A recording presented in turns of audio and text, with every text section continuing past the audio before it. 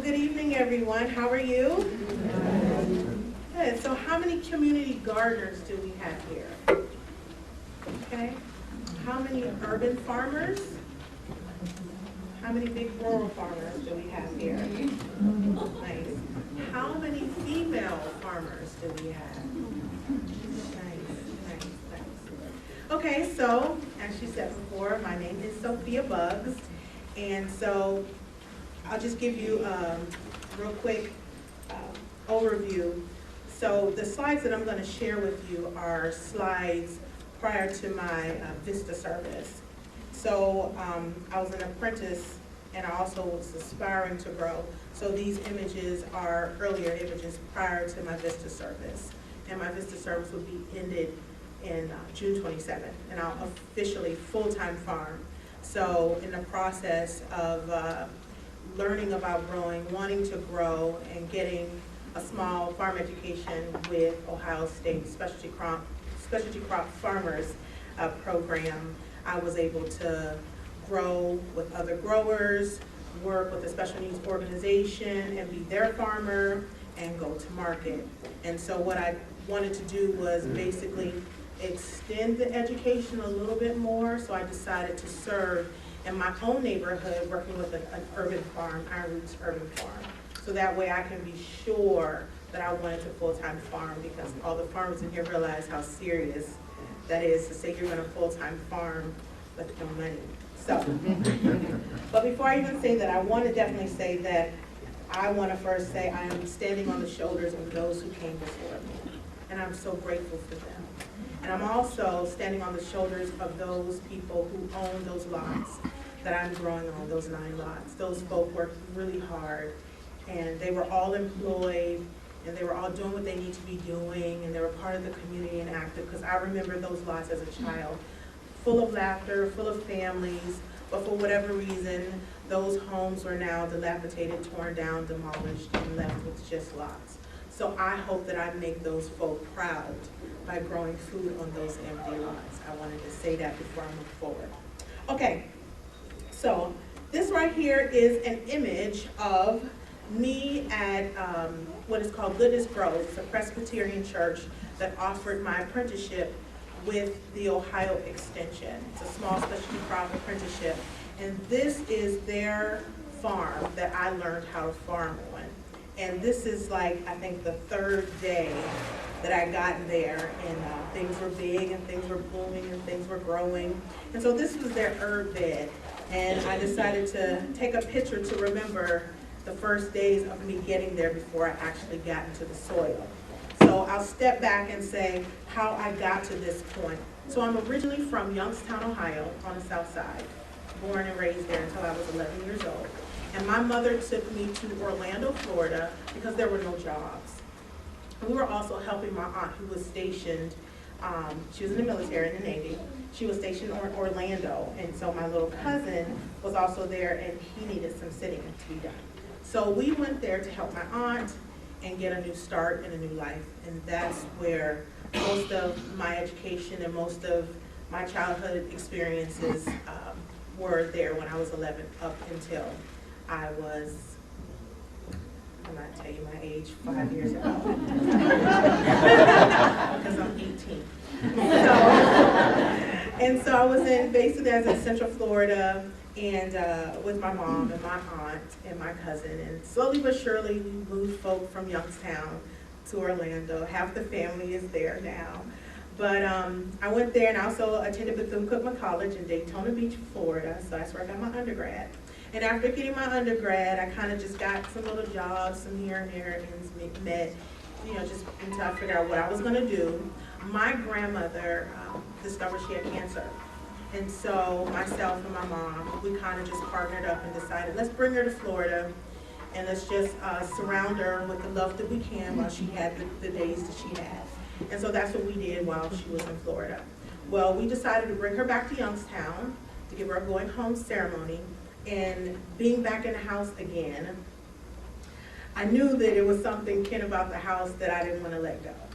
And one of the struggles that a lot of families have that you may have here, which is, not wanting to let go of your childhood home and your memories, but it's a place that has no dreams, no passions, no jobs, you know, and to look at it is just terrible. To sit on your front porch and look at all of the, demoed houses and the vacant lots and the blight, you know, there's the joy from when we were children is no longer there. And so I remember us being there and the family was there. And, at the time, my grandmother's sister was also gone, so that particular house was given to two of the youngest girls of my grandfather's children because they were unwed, they had children, so he bought them a duplex. So this was the house that cousins and family members have been there forever. It's like the family reunion house. It's the house you stay at when there's no place else to stay. It's a place to go get a meal when no one else is feeding you. And so that was the house that we did her homecoming ceremony at. And so the house was vacant, and what we needed to do was board up the house, which is really hard and emotional for a lot of us, because most of us were going back to Florida after my grandmother's passing. So we boarded up the house because, you know, people will strip your house when you're gone. And it seems like everybody knows, okay, they're gone, so let's go in and get everything. And so, something told me that I would be coming back, and literally, just as I returned back, at the time I was teaching at Full Sail University in the English department, and there was a problem with my bereavement money, and I went to HR. There was a mix-up with folders. Long story short, my job description had just been discontinued while I was home. And so the woman that I trained for department chair had to call me in her office and tell me that I no longer worked there. And I felt that was wonderful, fine, great. I wasn't that happy anyway. It was a step forward, but I really wanted to work more in the community. And I was also working as a lactation consultant at WIC. So I was also supporting breastfeeding and moms and babies, and so I thought this was awesome. They're always asking for more hours. I'll get there. Well, I get there to issue a pump for a local mom to do latch-in position and have fun time with her and her baby, and the same thing was told to me by that supervisor. I was told to just give my backpack up and give all of my tools and material, that she had to talk to me, that the state had just discontinued my position. And so within 1 week, I lost both of my jobs. And if anybody has lived in Orlando, Florida, you know everything is expensive. You know, my rent was $1,000. And I was a single mom, and gas, and the list goes on. But with no hesitation, I knew that was a sign, go home. Go home where you can find your bearings. That was the best thing to do. And so I told my mom, and she thought, okay, I'll clean the room out, I'll get everything together. I was like, no, Mom, home, like Youngstown home. And everybody in the family said no. They even had a meeting for dinner to say, no, you're not going back there. Because anybody who goes back home never makes it. We're not gonna let you. You can live with us, we'll support you. I've been unemployed in Florida before, and it was not easy. And I didn't plan on being employed again in Central Florida again. So I went to a place that I knew that I can get my bearings together. And so I came back to Youngstown with my whole family thinking I'm crazy. So I moved back home, and I moved inside of the side of the house that needed the most upkeep, which was my aunt's side, not the side that I was raised on. And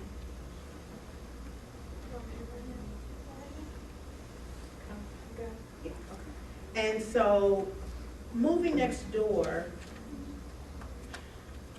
it just brought back so many memories, and it brought back so many reasons to why the home was built in the first place. And one of the things was gardening. We all remember the gardens and the tomatoes and the peppers and the zucchini and the squash, and you know, me helping my grandmother in the yard. Our yard was always very beautiful. The house was always very nice, no matter all the folk that had come and gone, you know. And so when Jean asked that question, what is it that you want to share? And I wanted to share growing hope.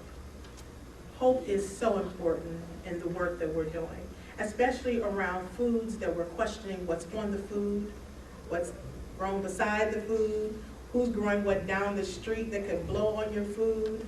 You know, all of these things are a matter of question.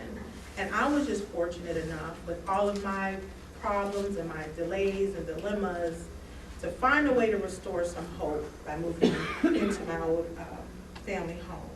And I'd like to share this with you. There is no medicine like hope, no incentive so great, and no tonic so powerful as expectation of something tomorrow.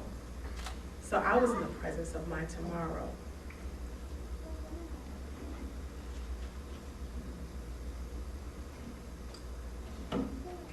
So this is my home. This is a duplex, 2 houses, which originally was one home. This is the backyard of it. So when I got home, it was winter. And we had a really, really tough winter. And looking through the window at first, on one side of the house, because I was going back and forth, on the one side was boarded up, but the other side was just an angle that I could see a little bit of, you know, the trees in the winter. And I kept thinking, oh, I cannot wait. Once spring comes, I'm gonna get my grandma's tools, and I'm gonna get some gardening going. Well, spring came, I didn't take pictures of it. Spring showed up, and I get outside, and it was garbage. There was beds and trash and tires and people's clothes and weirdness happening in my grandma's backyard. It was nothing like the backyard I remember as a little girl. And I thought, what in the world? And then, much to my dismay, there was gravel. And then some of the small trees were gone. Well, that made sense to me because when she had gotten sick, she couldn't garden anymore, and she couldn't keep up with the weeds anymore. So she decided to just gravel the whole back and just pull up the trees. So I thought, well, how am I going to garden? Well, if you can see my wonderful containers here, I found some scraps. I found some boxes that I cut in half, and I took some recycled swimming pools, and I asked a local farmer if I can get some of his compost. So that's where you see the compost soil, and you see my containers. That greenhouse next door to me is a vacant house. So my containers actually extend all the way over there. And most of the folk on that street are family and friends that have been on that street as long as that house has been standing. And they were all like, what are you doing with all those containers in that backyard? I said, I'm gardening, I'm container gardening. So, this is the exit part of the mouth. It's the lip of where my house extends to these lots here. So what was happening as I was gardening, and I had friends helping, you can't see it here, but in this is where you can see it. That's a fence along the perimeter of my backyard, and it was like lots of brush that was there. So we kind of cleaned it out. That's my daughter and a friend of mine's, some guy that actually met at Home Depot. She said that he thought container gardening was awesome, and if I needed help, give him a call. So I gave him a call. And I want to say his name is Howie. His name is Howie. So he just came out, and I had some bags, and we just kind of started cleaning up that area. But I had that crazy fence that I couldn't quite get across, that I couldn't get my riding mower to go back there and cut those lots. But I was peeking back there, and I saw tall grass, and same thing with my own backyard. We're on the next street over's lots, and I thought, that's just so much space. I can just put a couple more containers back there. Oh, yeah. And if I use the brown ones, then the neighbors wouldn't think that it looked funny. So I could just get more boxes and cut them in half and fill them with soil. So this is the space right here. This is after we cleaned it up. And this is on Carroll Street, which sits directly behind my home. And so what I did was I kind of just walked around the neighbors and said, hey, my name is Sophia. I'm back home. I was raised in this house. This is my grandmother. This is my family. You know, people invited me in. They told me stories about the land and who was there and remember such and such. And, I said, well, hey, I'm thinking about starting a farm. And they were like, where, in North Lima? I was like, no, right here down the street on our block. And they were like, well, how are you going to do that? And so I said to them, I'm thinking about tilling up some, some of the lots. I'm thinking about, getting some raised beds, making it beautiful. What were their thoughts? At first, they were just like, I don't think we want that. But at the same time, they thought, well, if it's something that helps the neighborhood, which is make it much more beautiful, then I think I may be interested. And of course, I just pitched the idea, come help me. Remember, we used to garden. Tomatoes don't taste the same. How about your famous pepper recipe? How many people make chow chow? And all of that, the people were like, yes. So, because I have a master's in education, I did that in my downtime, coming home, trying to figure out what am I gonna do. I took an online course, getting a master's in education from American Continental University, and I specialize in curriculum and instruction. So spreadsheets was something that I was already working with and wanting to do, and so I put together a spreadsheet for season extension crops. And I thought, you know what, this is some really good information. Maybe I can get somebody to help me, and so I applied for some grants. So I was awarded the People's Garden Grant, and I was awarded the Lots of Greens 2.0 grant. Something similar to what they're doing here with some of the community gardens, saying, oh, we've got $300 if you and another friend could show that you're really interested in amending this space or doing a vacant land reuse project. And so that's what I did. And so I got a couple other smaller grants to help with soil amendment.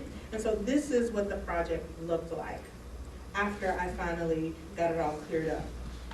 My 12 by 20 hoop house was put together by some local guys called Tunnel Vision, who I absolutely love. When they came out, it felt like they were just cousins that I had never met before, because they were also urban growers who realized that they liked building tools for other farmers to have season extension. So then they decided to start a business besides just being a grower. Because if any of you are farmers, you already know that you need to do more than just grow food. You have to do other things to add value to your business for you to eat all year round. So that's another image of it. And this is after the project was done. So there are now 12 raised beds, and then there's 50 by 50 tilled up space in the back and front. There were 8 fruit trees, and then I added 2 pawpaw trees. We went to Athens and got some pawpaw trees, which is our native fruit. And because I'm a foodie and someone who likes to do interesting things, I really wanted to do some wild edible foraging kind of situation. So that's why I brought the pawpaws in, so I could learn and study how to do pawpaws, and I could leave something for my daughter in her future, because I might not get pawpaws in my lifetime. So this was my first crop that I experimented with. I kind of just threw some seeds in there and figured out, let's see if I'll get a nice little crop. So I did spinach, and my neighbors couldn't get enough of it. I just continued sowing the seeds and got more spinach, and then add spinach to another spinach. So at some point, I just only did spinach. And it was because I was doing all these other things. I was learning about the soil. I was still at Goodness Grows helping them, because they still hadn't figured out how are we going to be able to document her on-the-job training time and her job time and her on-site time. Well, Ohio State wasn't interested in what I was doing on my own space. They were interested in the space that I was supposed to be doing work on. So in my mind, I thought, that's crazy. I got a farm, and it's bigger than the one I'm working on. So what am I gonna do? To get my education, I just did it. I did both. I did that job, I farmed at another spot in a different city over, and I came home in the evening and farmed again. Because I knew that there was no way possible that I'd be ready to fully farm soon versus when they thought, which was a year or 2 later. But I was really looking to not work for somebody sooner than later. So here are my first flowers, which I thought, oh my goodness, they are growing too slow. I don't know, what am I gonna do? Maybe I shouldn't be growing, maybe I shouldn't be a farmer. They still look like little sticks. But they just needed a little more sun and a little bit more patience. And then of course, they grew large and big. My daughter started most of the flowers from seed, and I'm very proud of that. At some point she said to me over and over, I don't think that's what I don't think that's what you should do. I don't think that's what I want to do. I don't want to farm. I don't want to grow. I just want to run around the field. And so I told her that's what we're going to do. And it's going to be something you're going to love. And you're going to love me when you're 35 years old for showing you this. And I told her that her job was to start seeds. She started the seeds. And of course, months later, she was so happy. So then she also was the person when volunteers would come on site, that she was responsible for helping the folk either start seeds or helping with harvesting the flowers. So here are the volunteers. And I put volunteers in community because when you've got market gardens or you have community gardens or you have farms, if you're anything like myself, I know where everything is and I know how it needs to be done. And when you've got 20 people who are anxiously wanting to help, you already know that people are going to be doing things you don't want to happen. And once it's in the ground, which is a lot of hard work, it's in the ground. So what I was able to do is create these wonderful stations with printouts and papers of who is doing what. I think it's important when you get volunteers to let them volunteer with the thing that they love doing. So if someone likes turning soil, let them turn the soil. Someone likes watering, let them water. If someone likes starting seeds, let them start seeds, but let them do the thing that brings them the joy. That was the whole reason I was out there anyway, was the joyous experiences and feelings that I was getting. Yes, a lot of hard work, but at the end of the day, it made me feel so much wonderful. So these are some folk actually from Michigan. This is a mission group. They showed up 18 people strong. And they said this was the first time that they actually volunteered and they felt so good they wanted to come back the next day. And it brought me to tears because people don't always want to volunteer doing laborious agricultural jobs like this. But they brought me so much joy, and I think the reason why, and these are tips that you can take it, the reason they wanted to come back is because they were giving they were giving an opportunity to do what they wanted to do, and it was already organized versus, oh, let me think about it. Maybe you can do that. Maybe 5 people can do this. You know, I grouped them up in teams. They had names. There was a water station. There was a snack station, and it was so organized and so well put together by myself and the organization that we've cut out the middle person, and that Michigan group will be coming back, which is wonderful. To get this much work done as a single farmer is just unheard of. So they were able to turn my soils and actually help me create beds within those 50 by 50 spaces, and then also plant. So education and networking is huge also. When you get a chance to meet with other farmers and to volunteer and to help, you learn also how to be a great grower. And you learn on how there are some things you might have to cut back or add to. This is Amy at Breakneck Acres out of Kent. We love her. I asked if I could come and help and watch and figure things out. I'm a new grower and on some lots, and I know you're in a more rural space. She's like, oh girl, just come on. And so I came and had a wonderful experience. She has wonderful artesian grind mill where she grinds her corn and her grains. And with this partnership, I learned so much more. One thing I learned from this farm was that if I'm gonna have chickens, I want a rooster.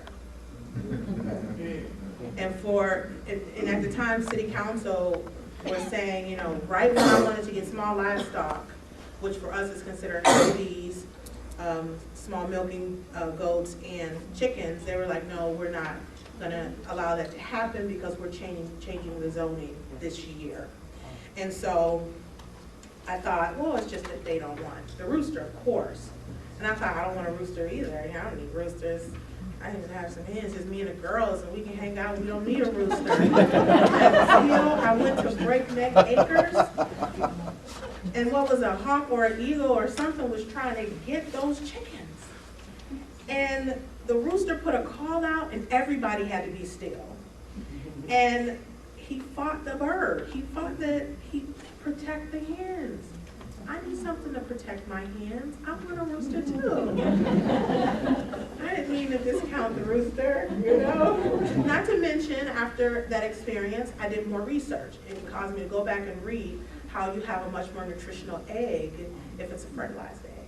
So yeah, you can get eggs, but how nutritious and how delicious is the food that you're gonna actually serve to the community, right? So I don't wanna just sell things because you can get $1 from it. I actually wanna help people to heal. I want communities to have a better understanding about foods that give them life and can sustain them. So I think it's important that we have both baristas and things. So that's what I learned from Amy. And from this partnership, I was writing another small grant to do it 3 sisters, a ginormous 3 sisters. And I was growing a dent corn that I wanted to make flour from and a cornmeal from. And she volunteered and said that I can use her mill to grind my corn at any time, because she knew that I would not have as much as she had, you know.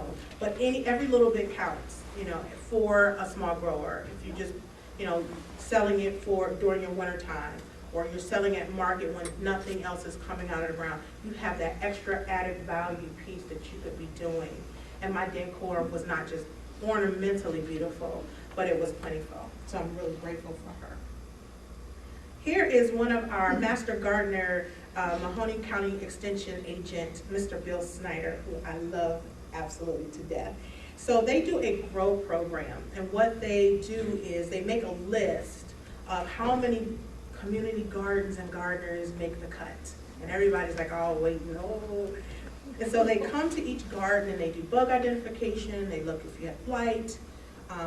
He brings his computer and he researches if there's some issues happening in your garden. And so we kind of grow and learn together. And then they bring other master gardeners. So most of them are coming from rural spaces into the city.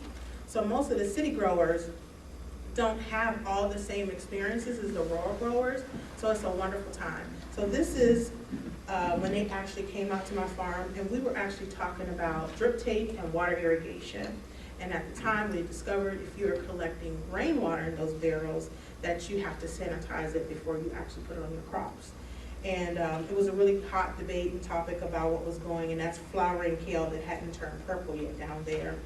And so it's important that you network with your extension agents and you network with other growers, because sometimes someone who's been growing before you has a little bit more knowledge than you have about the soil. And people who are like-minded. Always keep those people close, because the way you're growing your produce and your approach to marketing it, it may be different from someone else. So it's important, because these people help keep the fire and the passion going. This is OFA. So this is my very first farm conference, and this was last year. Megan Tewa, to the far left, was a part of the Goodness Grows team that helped with my apprenticeship. Her father's a farmer, that's Mark beside him. He has a farm in Lickies County. And then those 2 farmers are in Latonia. And so we all got together and we carpooled and went to OFA. Had a blast. I learned so much. Got a chance to experience eating some local fresh foods and have some dairy from Snowbird Creamery. So these are some of the things that some of the city growers might not have access to. When you hear that a lot, having access to fresh, healthy, whole foods, this is the stuff that I was being exposed to, that I knew that was also beneficial for my farm, to have the knowledge and how to get it. My very first pumpkin cheese squash, and no, I was not gonna sell it to anybody. So I did save the seeds. So this was my winter market, and it was a wonderful thing to grow as a squash that would still grow in early winter. And I have market here because I'm at the B&O station. It was really cold, and we were still having market. Which is interesting about this pumpkin cheese squash is there was a gentleman who was in a contest at the Harvest the Hope program in North Lima, and he was making a delicious dessert that he needed pumpkin cheese squash. And someone told him through the grapevine that I had some, and he purchased my pumpkin cheese squash. So I think it's important also that we make ties with all types of growers, because they can also push your market. This young lady works for litter control. She was riding around, checking all the vacant lots and all, you know, making a note of where trash was, and she rode by my farm and thought, wait a minute. Wait a minute, is this the right street? This is not the street that I'm supposed to come make reports on. And someone gave her my number, and I was able to come over and meet her. and she was so excited, she didn't know what to get first. So she was one of the customers that actually came on site and purchased produce. So that's my little tidbit of why I would prefer to have a farm stand versus go to market. It's because I'm a businesswoman, and I prefer to sell my food and tell my story so it continues to sell versus stand at a farmer's market convincing people that my food is good for them or have a food conversation.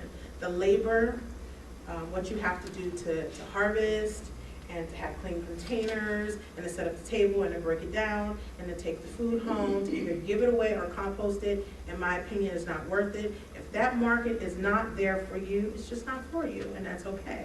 But if you are close to a wonderful corridor like I am, Glenwood, and when they drive by, they see this hoop house and this hat, then that's my market, and I'm able to stop those folks. So know your market and know where you're comfortable with selling your produce. This was one of the market tables. We had a garlic farmer who still had a whole bunch of garlic, and so I was able to connect with him and bring his garlic into the city.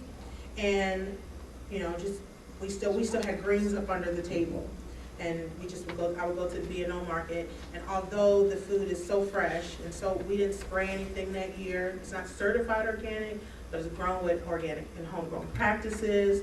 And so we were just sitting at our tables, and I literally would have to walk from behind my table to convince people to buy something that I shouldn't convince you to buy. You know, the vibration from this food is amazing, and it was all so delicious and so sweet for my first time growing. But I was spending more time being a salesperson trying to convince people to eat this healthy, delicious. I'm eating it, talking to them, and they're just like, oh, okay, yeah. And I thought maybe it was the recipes thing, they just didn't have enough recipes. So next time I come with recipes. I had a little walk while I was stir frying food. I had a little speaker, microphone. The people were just not coming to me. So I realized putting up this tent and a table and packing, I had to find a better way. This is my daughter's passion, and this was the first box. Well, this is the most money I probably made. It was 2 boxes put together. A lady who has a poetry slam every year on her lot next to her house, which is huge. She decided she wanted to buy local. So she drove around a corner and she introduced herself and she told me what her menu consisted of. And she purchased all my produce for her event. And I was so proud.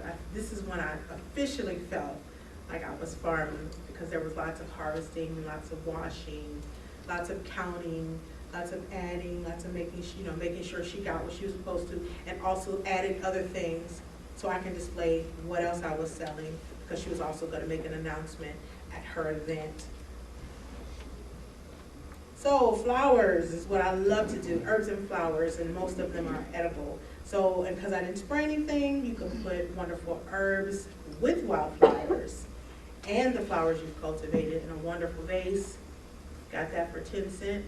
Walgreens, it was on sale. I keep them lined up in my trunk, so on my break, I can just go home, take the water, pour it in, arrange it real pretty, and make deliveries with a hat. This is something that's can easily be done with wildflowers. And you don't pay for the ones that just come, right?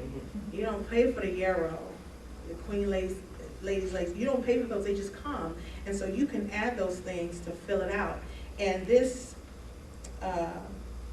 pineapple sage, it did more than just sage. It gave me a red bloom.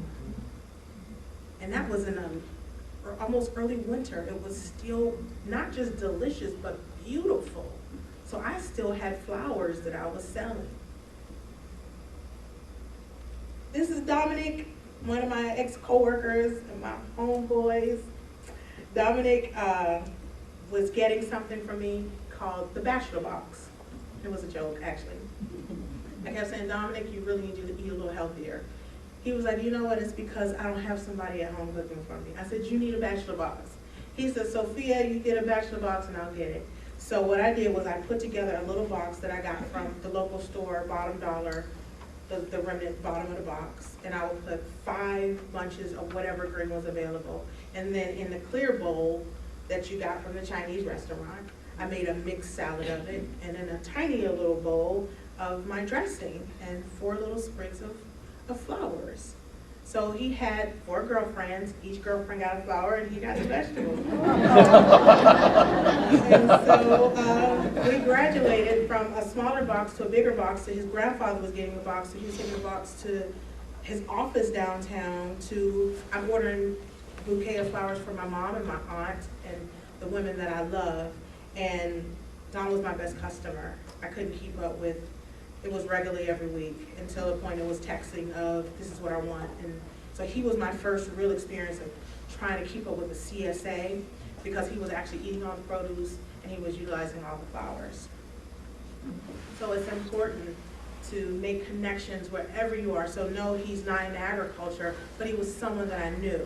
And he's a local person who's committed to the community and keeping the dollars in the community. Those are the people that you rub elbows with when it comes to this kind of work, because they'll take your message a step further. So this is another way to market yourself. So not only am I doing great in the soil, I did get a small amount of time with education. And so I'm teaching classes about how you eat local and fresh. So the same organization, Goodness Grows, when the program ended, they needed someone to do garden kitchen cooking for the HUD program. And so what we did was we took folk on a nice walk on their garden, their farm, and we had folk pick out a variety of things that they wanted to eat or things they wanted to try. And we brought them in their wonderful, lovely certified kitchen, and just off of my brain and my palate, we made food, and they loved it. I'm holding my last flush of blue oyster mushrooms. And so not only am I fascinated about the soil, I'm also fascinated about what you can do in your house and create growing spaces. So I grew mushrooms, and they were delicious. So it was a treat for them. It was a way for me to market that I'm also doing more than just outdoor growing, but I'm also growing indoors with microgreens and mushrooms. And of course, every single family has contacted me, excitedly waiting for when my CSA is going to start.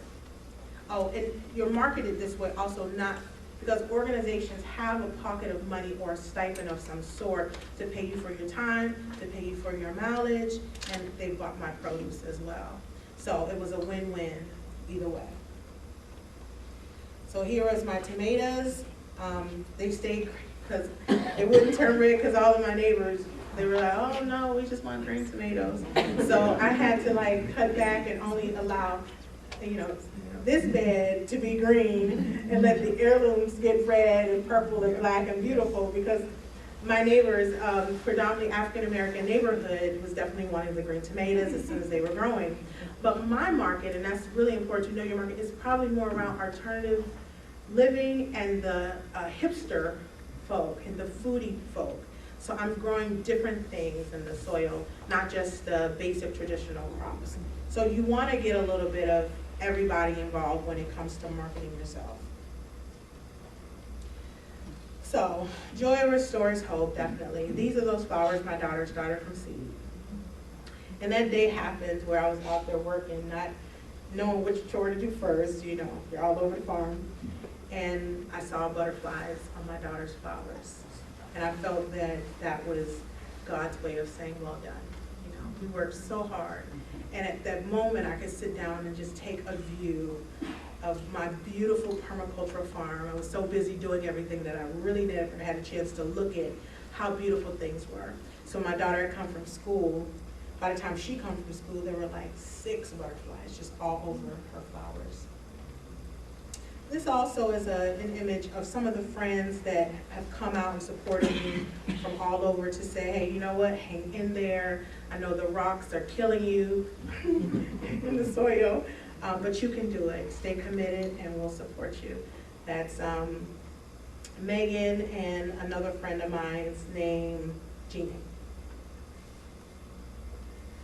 This is a flush of mushrooms that I sowed as soon as they flushed from the bag. A guy called me and he was like, oh, I'm doing a small party. Someone says you have mushrooms. Can I get some? And they were available. So that was nice to know that they were available. This is Marvin Small. Is anybody in here familiar with this gentleman? You're familiar with Maurice? Maurice had come by way of Cleveland for the City Fresh. And he had come to Youngstown and shared the same idea of what they were doing in Cleveland. And he is probably one of the founders and starters of just community gardening, urban growing. And he just took his wisdom everywhere, planted seeds everywhere, showed people inexpensive ways how to grow exactly where you are. He has always been my sense of hope. I met him later on, so I'm considered a new grower in Youngstown. Most of the community gardeners and urban growers have been doing this for almost 8 years, but I just came with the force and reckoned with, that's all. I just come with an idea, and I pushed and I pushed and I pushed to where this is exactly what I know I'm supposed to do. I met Maurice on the way. So, fun story. We're both at the Mennonite Food and Faith Conference held in Pennsylvania. And it was a beautiful, beautiful conference. He was the featured speaker. And they kept telling Maurice that they thought that his family was really wonderful. I brought my daughter with me. And that his wife was really beautiful. And he said, oh, you met my wife before? And he was like, yes, and your daughter. He was like, you met my daughter before too? He was like, yes, they're wonderful. And people kept telling him how wonderful the family was. So finally someone said to me, we're really glad you and your husband has made this conference. And you know, needless to say, we were the only 2 black people at this conference. And this is how we met, you know, so he heard about me before in the Urban Soils. I've heard about him in the Urban Soils, but we met at a Mennonite conference. And so the one morning we got up, he was like, I think I should sit with my wife and have this meal. And the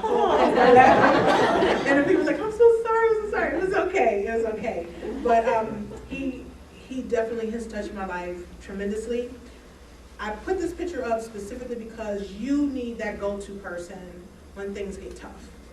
You need that farmer, you need that grower, you need that buddy who you can call and say, I have dug up 20 rocks today, and I didn't plant a thing.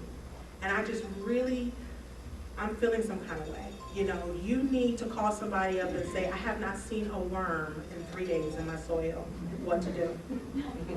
You need to call somebody and say, there is a wall in my soil. And so we deal with this in urban settings because those were homes. And 2 of the lots, the actual basement is left in the ground for me. And it sounds so disappointing, right? But those houses have front yards and backyards, right? Exactly. So you grow where the back lawns were and the front lawns. And in between, you just do some raised beds or some working spaces. You could do some hoop houses, container gardening. So you just have to stay passionate. People like Maurice, those are the people that reawaken what's going on when I say this is the problem.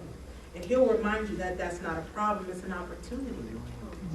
You need people like Marvin Small. So if in this room you already don't know a grower, you need to find a grower to inspire you to keep growing.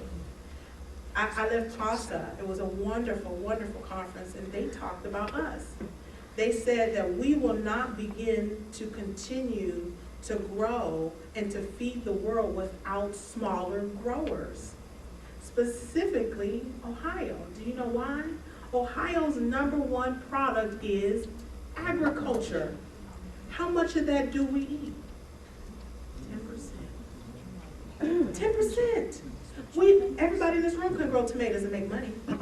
There is no competition. There is no competition. There is room. There's room for all of us to grow. There's room for all of us to make a little extra something, and we all can use a little extra something in this room, I think. This is another wonderful picture. A childhood friend of mine, Quentin Harris. When I was in Youngstown as a child, I went to elementary school, and when I returned back, I didn't know everybody, but some people said, oh yeah, you remind me of, yeah, my name is Sophia, remember when we were little. And I met Quentin, and Quentin was saying to me, I had my containers back there, and people thought I was crazy. He was like, that's ridiculous, that's not gonna work. He kept telling me, you know what, you'll do it. You keep at it. Don't stop, keep going. Go to the garden centers, talk to those people. He didn't know anything about growing, but he kept encouraging me. These are his hands holding my first tomatoes. He had come around the corner after the project was kind of on the way. He had gone out of town, And this is what I can show you he looked like when he pulls up. He goes, right? Because I went from like all these containers to the whole block next, behind me. And he was like, you really did it. You really did it. And it was because he kept saying to me, crazy winters, just keep doing what you're doing. My cute little pots in the house, my little herb pots, he said, keep doing it. And so these are his hands. And I'm very grateful to the wisdom that he shared with me to just keep growing.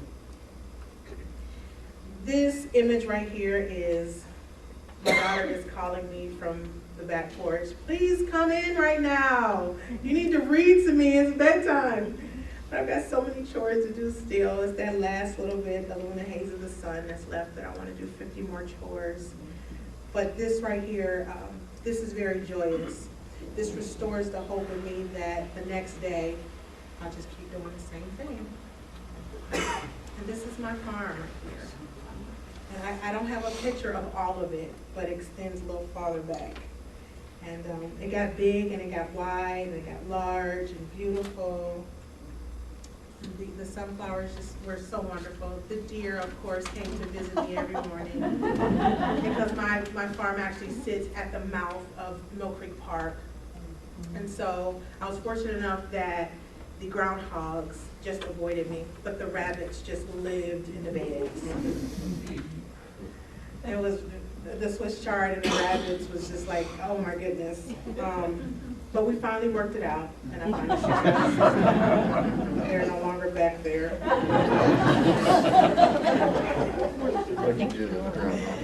And that gentleman, Mr. Snyder, who convinced me that I needed to get a good camera to capture these moments. This is my deal, and he took a picture of this ladybug. And these are some more of the flowers. This ornamental basil was amazing. Not only was it a great backdrop to the flowers, not only was it great to dry to make in a season that I made with 3 salts, but ornamentally it was beautiful in leaves, and it smells amazing during the winter time. Thank you very much.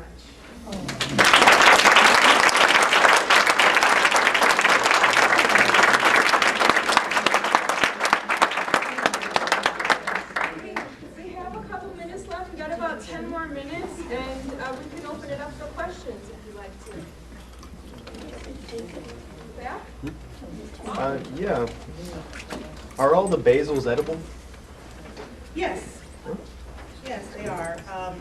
But I will say there are a lot of great plant books out there, a lot of wild edible books out there. I'm not going to co-sign and tell you to eat everything, but when in doubt, definitely look it up or find a reliable grower who can tell you whether it's edible. But that particular ornamental basil, it is known to be just grown just to be beautiful in flower beds. But it's very spicy and it's very delicious and it's great in stir fries and it grows amazingly. Do you sell everything in your community garden, or do you give any of it to the community pantry? So my space is really a farm, so it's what you would consider a market garden, if it would be considered a market. And the produce that was not able to go to market for that particular year, I took it to the mission. What's nice about that is the mission will give you a nice little slip that you can do for your write-out for your trips. So yours is actually your personal farm? Yes, it is. Okay. And so what I didn't share was the Sell process, most of it? all of it. Okay. All of it. If I could grow you, I'd sell you too. Basically, what I didn't take you through the whole process because it's too much time. But it's a vacant land reuse process. So where I had to get in touch with the land bank and let them know this is what I'm trying to accomplish. You have to apply for the lots and you have to wait for the bid.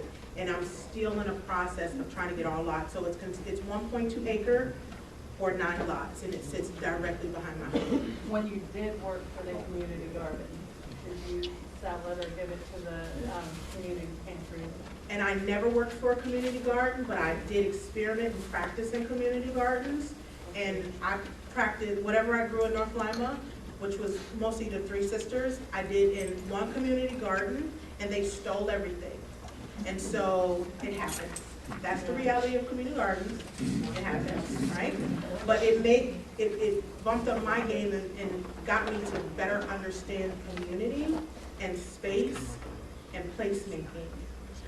And I called D-Town Farms in Detroit and I asked them who I need to call the police on. And they said to me, in this case, because we are growing communities, we capacity build, we do not criminalize. It's food. And as Marvin Small would say, you grow food for everybody, even the bugs. So you're going to get a hit, you're going to get a miss, just grow more. Yes, In the ma'am. spirit of hope, this family of yours down in Florida, did they come up here and check this all out? Yes, when the project was first completed, Harvest of Hope did a program and they asked me to be a guest speaker because things happened so quickly. They weren't expecting me to be a farmer before the apprenticeship was over. And so my mother came and she cried through the whole process. Because my mother played on those streets. She knew those people. She lived in a house. My grandma had a small garden. And it went from our yard literally to the next street. And she was overwhelmed every morning. Every morning she got up and just stood looking in the window. I just wanted to get your response to some of my thinking. I'm not originally from here, and I've worked with organic growers in Dayton, Cincinnati, and I've been to health food stores all around the country because I was a truck driver. And I know myself, I've always been willing to spend money for organic food. But in this area, Richland County and around, I have talked to organic growers and they have a really hard time selling their food for the price they think it's worth. And I was wondering what your experience in Youngstown is and how you talk to people about what this food is worth and giving people an education about paying for your labor and paying for the quality of food. Well, again, my experience with community gardening and going door to door, you know, figuring out what my neighborhood was really interested in, but most specifically, I eat what I grow. I walk the talk. I process it, I eat it, I dry it, I do all of it. And I share the same resources with others. And in my communicating, I share lovingly. This is very laborious. This is very loving. But I will tell anybody, you compare my basil with giant eagle basil. And then you tell me if it's worth that extra dollar. But I always share with people too. If you come help, I have more food for you. But if you come to my farm site and you purchase food, you always get more versus from the market. The market is by the sprig and the bunch. But if you come and hear me chit chat a little bit, have some of my lemonade and carry a box with me, you'll probably be able to walk away with more produce. So I do make that balance, and I'm not trying to get rich. I want a joyous life and a wonderful homestead. So I'm not pushing for the dollar right now. I'm really just pushing for the quality of life. I'm pushing so that my daughter will not have to work the numbers so hard when it gets to her point, which is a whole nother piece. Some people have loans to pay. I'm fortunate enough that I started out with nothing, just hopes and dreams. Yes, thanks again for your story. Thank you. It's very inspiring. You started talking about the chickens and the rooster. Now they have listed in the zoning. Did you manage to get the chickens for small animals, or if not, is there an effort to change the zoning and where you live? So interesting, right when it started, the zoning hadn't been looked at in 50 years, of course, until I decided to farm, right? And city council decided to not even have language around it at all. And so someone tipped me off and I tipped somebody else off, so a bunch of foodie people were at council. You know, we were there with our Carhartts and our boots, you know, and just like in their face, like, listen, this is what we deserve, this is what you should have. We say just create a language. We understand you don't want roosters. I shouldn't badmouth them, but they didn't know the difference between a rooster and a hen.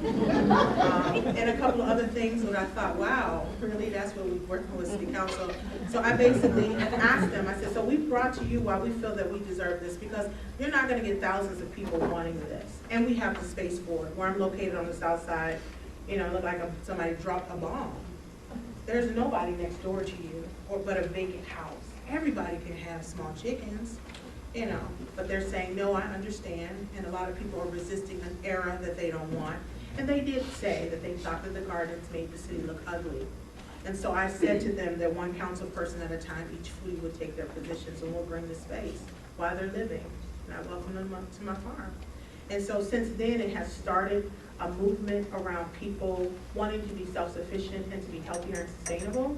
So we've got some new foodie people with some plans. They're trying to get me to run for council, but I'm not gonna do that, I'm gonna farm. And maybe in 3 years after my farm is stable, I'm interested. But yeah, that's definitely a push with our, Mahoney Food Coalition. They're on it, MBOC, they're on it because they're able to say things to people that people who get grants from big organizations can't say. So legally, they are pushing it. You can do it, you just have to go through the cumbersome your city council person has to say yes, city council has to say yes, health department has to say yes, and the city has to say yes.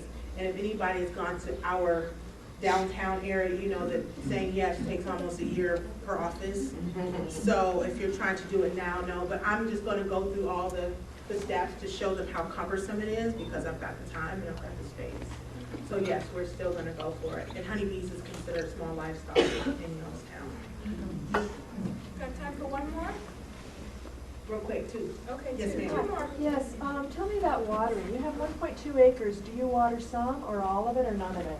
I water, I'm growing on 4.5, 5 lots. And as you have seen, you can see now that I have, what do I have? Gutters. And I catch rainwater, but I also have something which is called a water sewage deduct meter, which is installed inside my house. It costs $200, and the city installed it for you. And what you do is you just don't get charged the sewage costs, so you just get charged water. So I pump it from my house, and I have a 350-foot hose that I drag out to the fields, and I have small drip tape. But the beauty of the year that I was growing, the last 3 months, I didn't need to pull any water from my house. We had that much rain. I got everything from my barrels, everything from my barrels. So yeah, I was a little bit more laborious because I'm hauling water, but I needed to exercise anyway. I just wanted to say thank you also. Thank you. Thank you. I'm also in a similar situation, building for my first year, and moving forward also in that, with community improvement. And so like I said, the story of the book was really great, but how long, I might have missed in the beginning, how long from the time in the beginning to your point today? Is it 5 years? 3. So that's rapid. It is, yeah. It's rapid because I'm so excited because I'm working with an organization that's an urban farm that's trying to grow farmers like myself, which is hard because some people aren't willing to sacrifice those extras to do this because you all know that it's not a lot of money. But I'm trying to, again, have just a good quality of life and a really joyous experience. So I'm willing to make the small sacrifices to win big later on and to make my city beautiful. And I'm really excited the fact that there are baby steps that we're taking, but man, I feel like I'm taking giant steps because just meeting some wonderful, wonderful people, some rural farmers that have come out of their way to just share some knowledge and insight to my small homestead. And I'm hoping that this is not the last time that I'm here, that I can also be of use to you. Please feel free to email me or contact me. I have cards, you can get you the information. I can't be your go-to person when the rocks are too much, or you feel like you just can't take another step, or it's too cold, or they cut your water off, or they said you can't have chickens. Thank you, have a wonderful day.